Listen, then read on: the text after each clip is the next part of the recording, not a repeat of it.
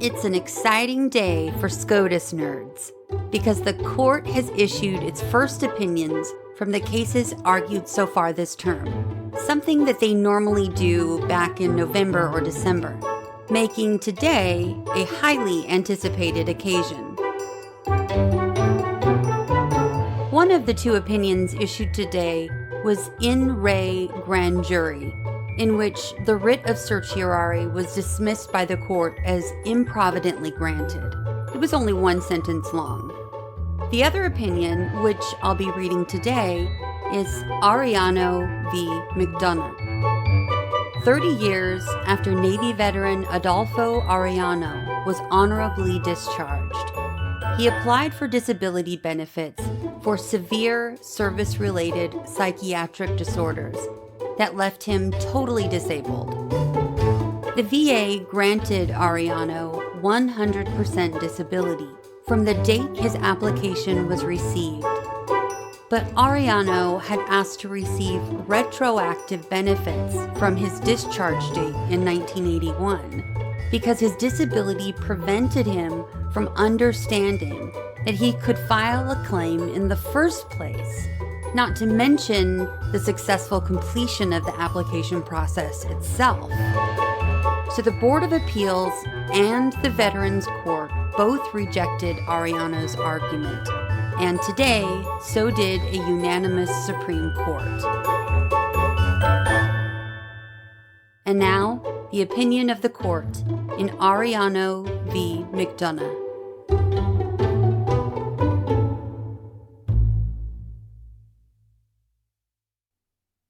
January 23rd, 2023. Justice Barrett delivered the opinion of the court. This case concerns the effective date of an award of disability compensation to a veteran of the United States military. The governing statute provides that the effective date of the award shall not be earlier than the day on which the Department of Veterans Affairs receives the veteran's application for benefits. But the statute specifies 16 exceptions, one of which is relevant here. If the VA receives the application within a year of the veteran's discharge, the effective date is the day after the veteran's discharge. We must decide whether this exception is subject to equitable tolling, a doctrine that would allow some applications filed outside the 1-year period to qualify for the day after discharge effective date. We hold that the provision cannot be equitably tolled. Part 1. Section A. The United States offers benefits to any veteran who suffers a service-connected disability. A veteran seeking these benefits must file a claim with the VA. A regional office of the VA then determines whether the veteran satisfies all legal prerequisites, including the requirement that the military service caused or aggravated the disability. If the regional office grants the application, it assigns an effective date to the award, and payments begin the month after that date. If the effective date precedes the date on which the VA received the claim, the veteran receives retroactive benefits. Section 5110 dictates how this date is calculated. The default rule is that the effective date of an award shall be fixed in accordance with the facts found, but shall not be earlier than the date of receipt of application therefor. This rule applies unless specifically provided otherwise in this chapter. 16 exceptions in Section 5110 provide otherwise, including one specifying that the effective date of an award of disability compensation to a veteran shall be the day following the date of the veteran's discharge or release if application, therefore, is received within 1 year from such date of discharge or release. On its face, this exception allows up to 1 year of retroactive benefits. But if the VA can treat an application filed more than 1 year after discharge as if it had been filed within the statutory window, a veteran could potentially recover decades worth of retroactive payments. Section B. Adolfo Arellano served in the Navy from 1977 until his honorable discharge in 1981. Approximately 30 years later, the VA received Arellano's application for disability compensation based on his psychiatric disorders. A VA regional office found that Arellano's disorders resulted from trauma that he suffered while serving on an aircraft carrier that collided with another ship. So the regional office granted Arellano benefits for his service-connected disabilities. Schizoaffective disorder bipolar type with post-traumatic stress disorder. It assigned an effective date of June 3, 2011, the day that the VA received his claim. Arellano appealed the regional office's decision to the VA's Board of Veterans' Appeals. He acknowledged that he did not submit an application for benefits until June 2011, but he argued that the regional office should have equitably told Section 5510B1's 1-year timeline to make his award effective as of the day after his discharge from service in 1981, or, at the latest, January 1, 1982. In support of equitable tolling, Arellano alleged that he had been too ill to know that he could apply for service-connected disability benefits. The board denied Arellano's request for equitable tolling, and the Court of Appeals for Veterans Claims affirmed. The en banc Federal Circuit affirmed the judgment unanimously, but divided equally on the supporting rationale. Half the court, adhering to circuit precedent, maintained that Section 5110B1 is not subject to equitable tolling. The other half, rejecting circuit precedent, reasoned that Section 5110B1 is subject to equitable tolling, but that tolling was unwarranted on the facts of Arellano's case. We granted certiorari to resolve which side had the better interpretation of the statute. Part 2. Equitable tolling effectively extends an otherwise discrete limitations period set by Congress. In practice, it pauses the running of, or tolls, a statute of limitations when a litigant has pursued his rights diligently, but some extraordinary circumstance prevents him from bringing a timely action. The doctrine is a traditional feature of American jurisprudence and a background principle against which Congress drafts limitations periods. Consistent with this jurisprudential backdrop, we presume that federal statutes of limitations are subject to equitable tolling. The Irwin presumption, however, is just that, a presumption. It can be rebutted, and if equitable tolling is inconsistent with the statutory scheme, courts cannot stop the clock for even the most deserving plaintiff. The Secretary of Veterans Affairs advances 2 reasons why Section 511B1 is not subject to equitable tolling. The first would head tolling off at the pass. He argues that Section 5110B1 is not a statute of limitations, so the presumption is wholly inapplicable. Rather than extinguishing a tardy claim, the function of a statute of limitations, 5110B1 caps the award for a successful claim. That it does so with reference to the time of filing, the Secretary says, does not convert it to a statute of limitations. In any event, the Secretary adds, equitable tolling is at odds with the statutory text and structure. So even assuming that Section 5110B1 sets a limitations period, the presumption is rebutted. We need not address the Secretary's first argument because the second is straightforward. The presumption is rebutted if there is good reason to believe that Congress did not want the equitable tolling doctrine to apply. In this case, there is very good reason to draw that conclusion. Section 5110 contains detailed instructions for when a veteran's claim for benefits may enjoy an effective date earlier than the one provided by the default rule. It would be inconsistent with this comprehensive scheme for an adjudicator to extend effective dates still further through the doctrine of equitable tolling. Section A. Start with the text.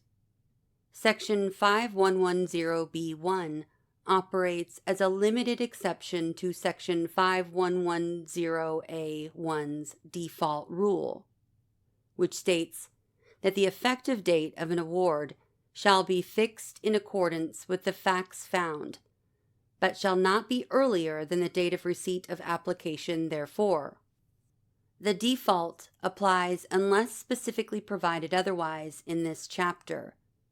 A clause indicating that Congress enumerated an exhaustive list of exceptions, with each confined to its specific terms. According to the terms of the exception in Section 5110B1, the effective date of an award of disability compensation to a veteran shall be the day following the date of the veteran's discharge or release, if application therefor is received within 1 year from such date of discharge or release. Equitably tolling this provision would depart from the terms that Congress specifically provided. The structure of Section 5110 reinforces Congress's choice to set effective dates solely as prescribed in the text. The statute sets out detailed instructions that explain when various types of benefits qualify for an effective date earlier than the default. There are 16 such exceptions, and equitable tolling is not on the list. Notably, these exceptions do not operate simply as time constraints, but also as substantive limitations on the amount of recovery due.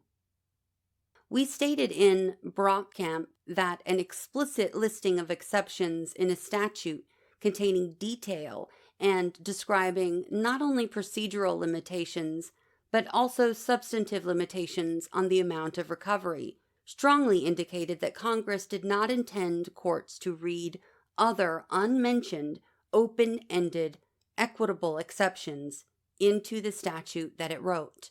So too here.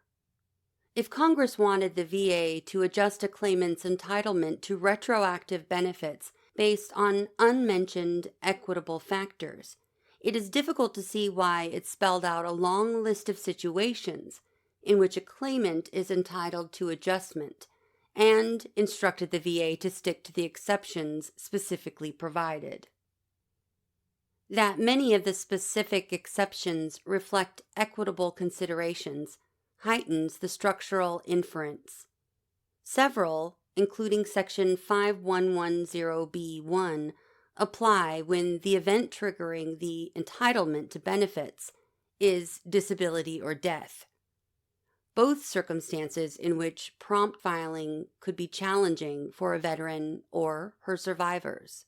One permits an earlier effective date for the award of benefits to a veteran's child, a claimant typically dependent on others for prompt filing. Still others permit retroactive benefits when facts change or new evidence emerges.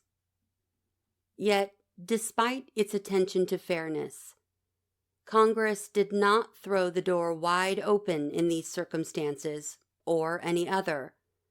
In all but one instance, Congress capped retroactive benefits at roughly 1 year. This pattern matters.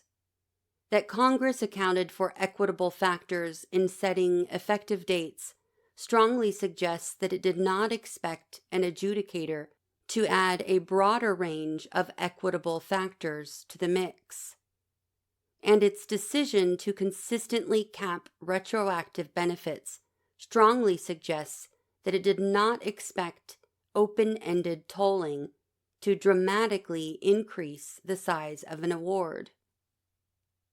When Congress has already considered equitable concerns and limited the relief available, additional equitable tolling would be unwarranted.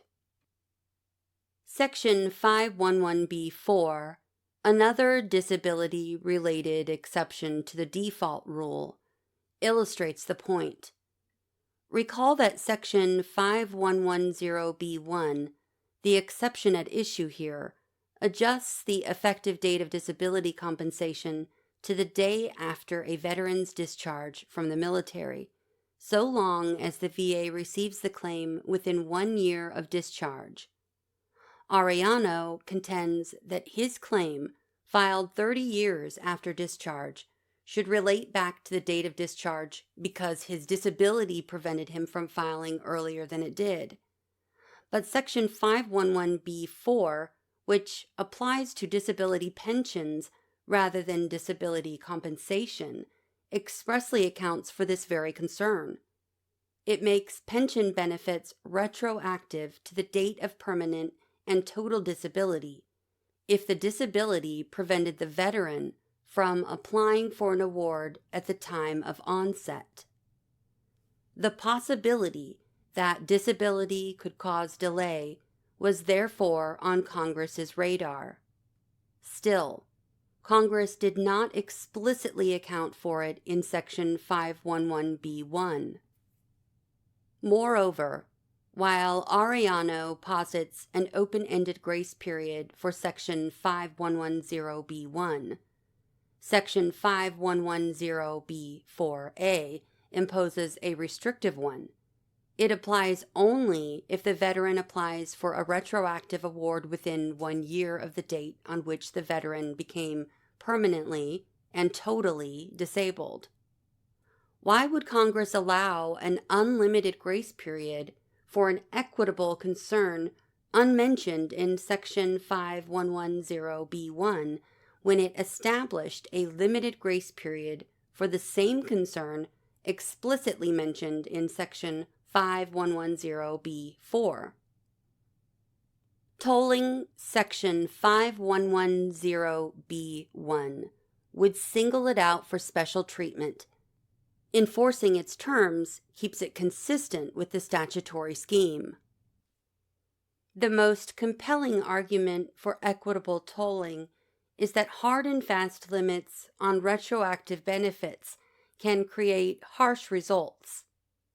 The statutory default ties the start of benefits to the application receipt date, a choice that incentivizes promptness and disfavors retroactive awards. The exceptions granting a 1-year grace period soften that choice in specified circumstances, yet there are situations in which equity's flexible, open-ended approach would be more generous to a deserving claimant. With this in mind, Congress could have designed a scheme that allowed adjudicators to maximize fairness in every case. But Congress has the power to choose between rules which prioritize efficiency and predictability, and standards which prioritize optimal results in individual cases. Congress opted for rules in this statutory scheme, and an equitable extension of Section 5110B1's 1-year grace period would disrupt that choice. Section B. Arellano contests all of this. Laser-focused on Section 5110B1, he argues that the provision's unadorned text contains none of the specific technical language that might otherwise rebut the presumption of equitable tolling. In addition, he emphasizes that there are 0 express exceptions to Section 5110B1's one-year clock, which he describes as fatal to the Secretary's position. As Arellano sees it, Section 5110B1 is a simple time limit and therefore a classic case for equitable tolling. If Section 5110B1 stood alone, there might be something to Arellano's argument. But Section 5110B1 cannot be understood independently of Section 5110A1, which makes the date of receipt the effective date, unless specifically provided otherwise in this chapter. Arellano insists that the Secretary overreads unless by treating it as a signal that the enacted exceptions are exclusive. But the clause says more than unless. It says that the default applies unless specifically provided otherwise. That is an instruction to attend to specifically enacted language to the exclusion of general, unenacted carve-outs. While Arellano claims to seek an equitable exception to a general rule, he actually seeks an equitable exception to an exception to a general rule. Structurally, that is a heavy lift. Moreover, Section 5110B1 is nestled within a list of 15 other exceptions to Section 5110A1's default rule. And as we have already explained, the presence of this detailed, lengthy list raises the inference that the enumerated exceptions are exclusive.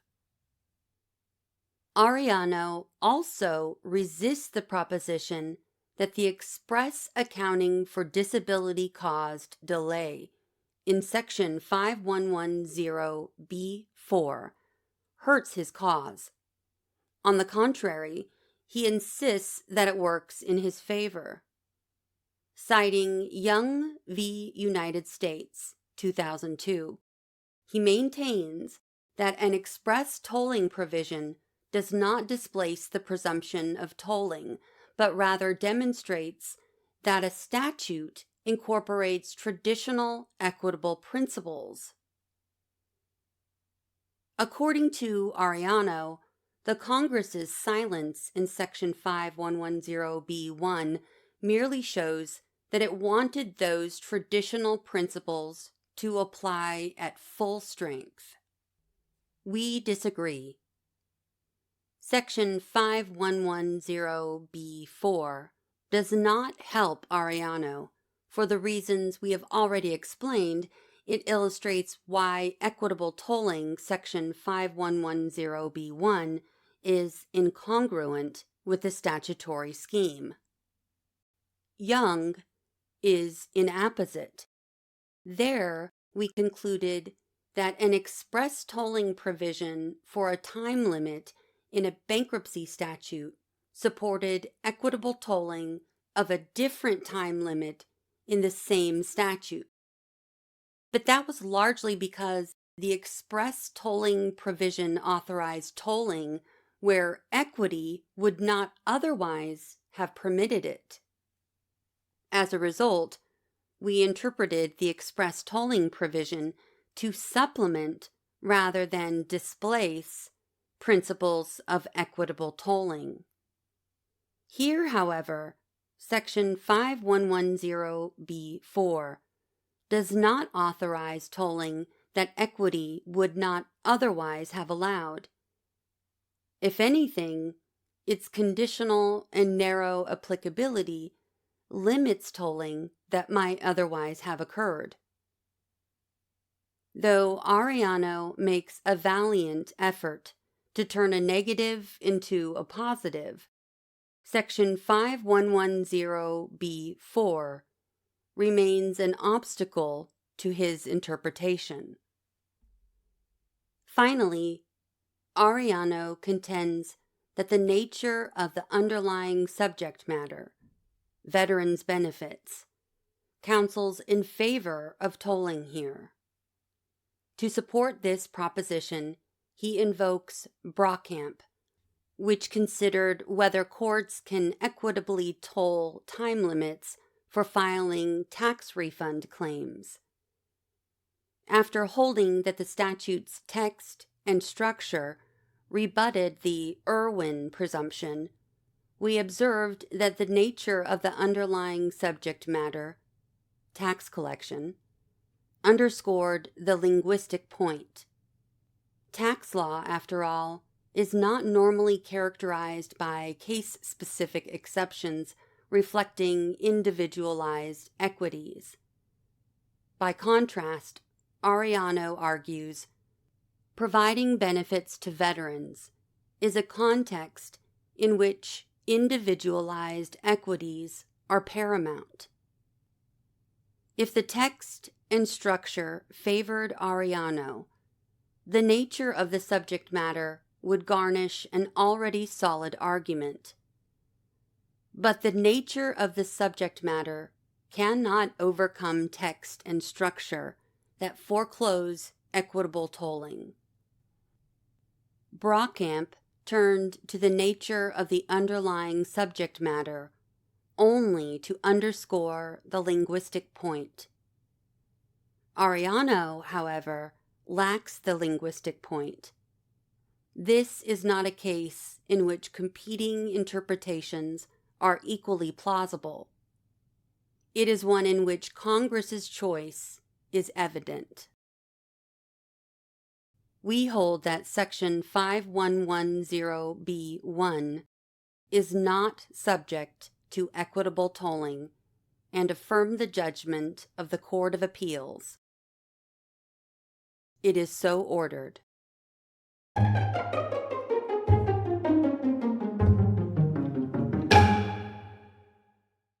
We've reached the end of the opinion. If you'd like to request a particular opinion to be read on the show, or you just want to say hello, navigate your way to the show's website at whatscotuswroteus.podbean.com and click on the Contact tab. Until next episode, thanks for listening to What SCOTUS Wrote Us.